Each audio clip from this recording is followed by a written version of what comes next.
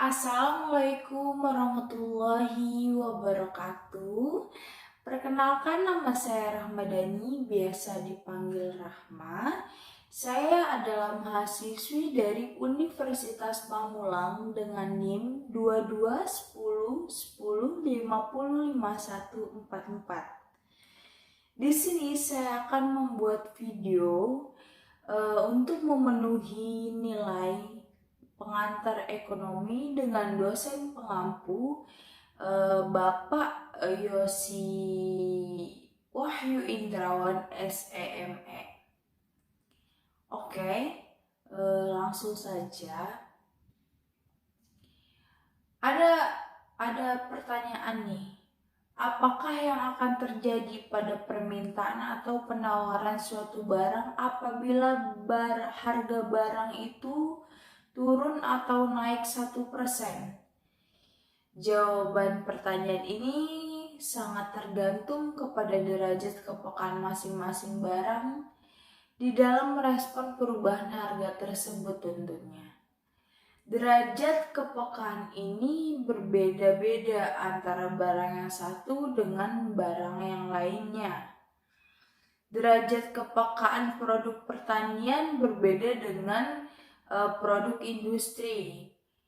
Ukuran derajat kepekaan tersebut dinamakan elastisitas. Sedangkan derajat kepekaan penawaran suatu barang terhadap perubahan faktor-faktor yang mempengaruhinya disebut elastisitas penawaran. Di sini saya akan membahas tentang elastisitas penawaran. Yang pertama yaitu pengertian dari elastisitas itu sendiri, yaitu sebuah ukuran berapa banyak pembeli atau penjual berespon terhadap perubahan-perubahan kondisi pasar. Ukuran ini mengarahkan kita untuk menganalisis supply dan demand dengan ketetapan yang lebih baik. Lanjut dengan elastisitas penawaran itu apa sih? Yaitu tingkat perubahan penawaran atas barang dan jasa yang diakibatkan karena adanya perubahan harga barang dan jasa tersebut. Untuk mengukur besar atau kecilnya tingkat perubahan tersebut diukur dengan angka-angka yang disebut dengan koefisien elastisitas penawaran dengan lambang ES atau elasticity supply. Elastisitas harga penawaran atau price elasticity of supply. Persentase dalam jumlah yang ditawarkan akibat perubahan 1% dari harganya.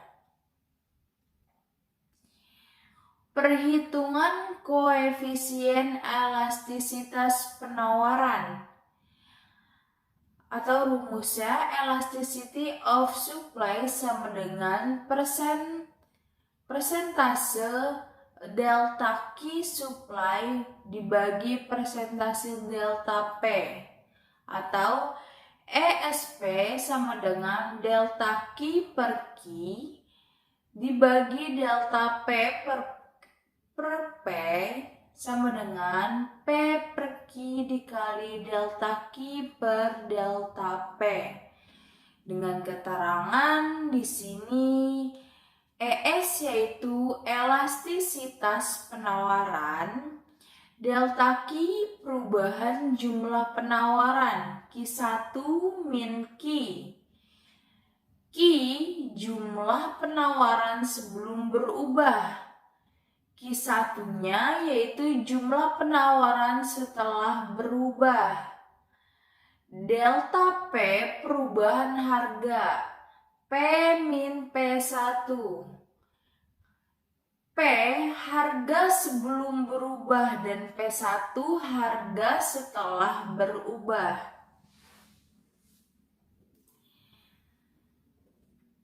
Lanjut, elastisitas penawaran atau ES. Rasio antara perubahan relatif jumlah barang yang ditawarkan dengan perubahan relatif harga.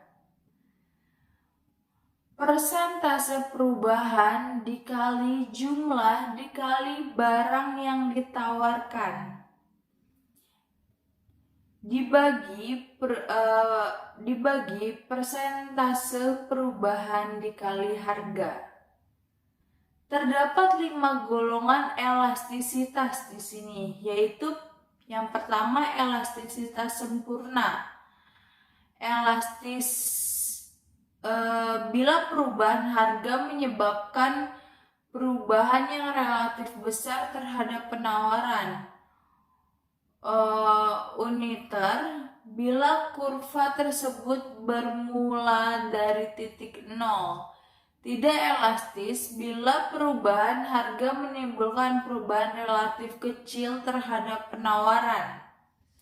Tidak elastis sempurna, penawaran tidak bertambah walau harga bertambah tinggi. Di sini ada elastisitas sempurna. Penawaran elastis sempurna terjadi jika perubahan penawaran tidak dipengaruhi sama sekali oleh perubahan harga, sehingga kurva penawaran akan tetap sejajar dengan sumbu Q atau X. Inelastis sempurna, E sama dengan 0. Penawaran inelastis sempurna terjadi bila mana perubahan harga yang terjadi tidak ada pengaruhnya terhadap jumlah penawaran. Kurvanya sejajar dengan sumbu Y atau P. Elastisitas uniter atau E sama dengan 1. Penawaran elastisitas uniter terjadi jika perubahan harga sebanding dengan perubahan jumlah penawaran. Lanjut, yaitu inelastis atau E kurang dari 1. Penawaran inelastis ini terjadi jika perubahan harga kurang berpengaruh pada perubahan penawaran. Lalu ada elastis, E lebih dari 1. Penawaran elastis terjadi jika perubahan harga diikuti dengan jumlah penawaran yang lebih besar. Nah, lanjut kita akan membahas tentang faktor-faktor yang mempengaruhi elastisitas penawaran itu apa aja. Yang pertama yaitu jenis produk. Produk pertanian atau perikanan tidak elastis karena tidak memberikan respon cepat terhadap perubahan harga. Produk industri itu elastis. Sifat perubahan biaya produksi. Penawaran tidak elastis bila penambahan produk lalu dilakukan dengan mengeluarkan biaya yang sangat tinggi. Faktor-faktor produksi yang diperlukan sulit diperoleh, tergantung pada tingkat penggunaan kapasitas alat produksi. Penawaran elastisitas bila penawaran dapat ditambah dengan biaya tambahan tidak terlalu besar. Lalu jangka waktu, yaitu dibagi menjadi 3, yaitu masa singkat, masa pendek, dan jangka panjang. Kalau masa singkat yaitu penawaran bersifat tidak elastis sempurna karena sulit menambah dalam jumlah waktu yang singkat. Jangka pendek, penawaran bersifat tidak elastis karena sulit menambah kapasitas alat-alat produksi dalam jangka pendek. Pertambahan produksi tidak terlalu besar. Jangka panjang, penawaran bersifat elastis. Produk dan jumlah barang mudah ditambah, kenaikan harga kurang daripada kenaikan harga jangka panjang.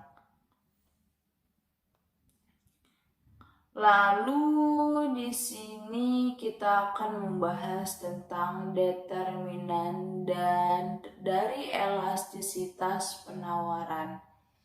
Sifat perubahan biaya produksi.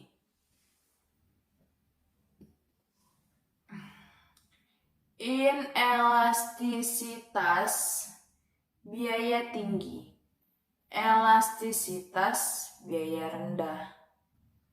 Yang kedua, jangka waktu amat singkat, jangka pendek, dan jangka panjang. Masa amat singkat, waktu di mana para penjual tidak dapat menambah penawarannya. Yang kedua yaitu jangka pendek.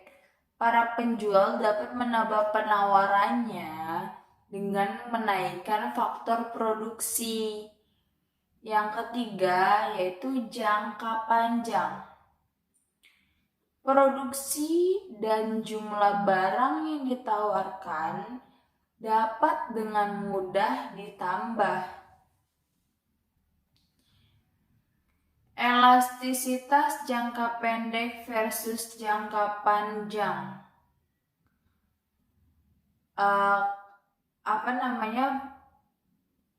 Short run, long run supply curves.